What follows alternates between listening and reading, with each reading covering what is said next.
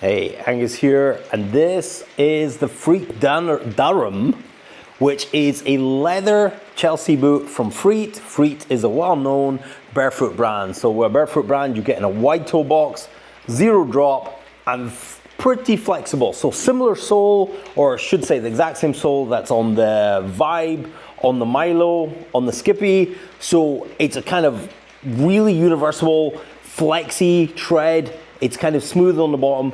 It's really nice, so this is great for payments and great for your everyday. Someone did ask me, Angus, what's the best barefoot smart shoe? And because I live in the gym or I'm out on a dog walk, I just don't do smart. But these arrived just in time for date night, and I popped these on with a pair of jeans, and I gotta say, looking really smart. I'm not gonna get loads and loads of use out of those because that's just not what I'm doing. So take my review from someone who doesn't have many smart shoes. In fact, I have one smart shoe and it's this one. So what we got is a kind of beautiful leather. We're stitched up along here and around the other side. And then we've also got stitch around here. We've got a little loop here. I have big ass thick ankles, and this is absolutely no problem to put my foot in. The one thing I would say about these is when you're in these, they're I don't want to say tight. I think they just need a little breaking in, which is something I've never had to do with Freet shoes before. And you know, since I've been wearing barefoot shoes for the last 15 years, I completely forgot about breaking in shoes. But because the leather's it's not a super soft leather, it's quite hard. When you put your foot in there, you're gonna take a little while of your body heat and some steps to crunch this in. So I've only worn this once around town. It was fine, it was just felt a little bit stiff originally when you put it on. As you can see, the shoe is fairly flexy, and I don't want to crease it too much, although that will crease and patina just really nicely. Actually, I take it all back. Sliding these on just now, these have already broken in. They're just super ridiculously comfy. They feel really nice. I've got space here on my ankle. They slip on nicely, fairly easily. I would have liked a little toggle at the front, but it would probably ruin the style of them. And they look great with a nice trouser, not tracky bottoms over the top, but we can't have everything. We've got a little embossed Freet logo here. This sole is stitched all the way around, which is beautiful. So I think this is a smart shoe. I did see someone else just review on this, and they were like doing gardening and stuff and that with it. I also think this is very much a unisex shoe. My girlfriend looked at this and was like, where's my one?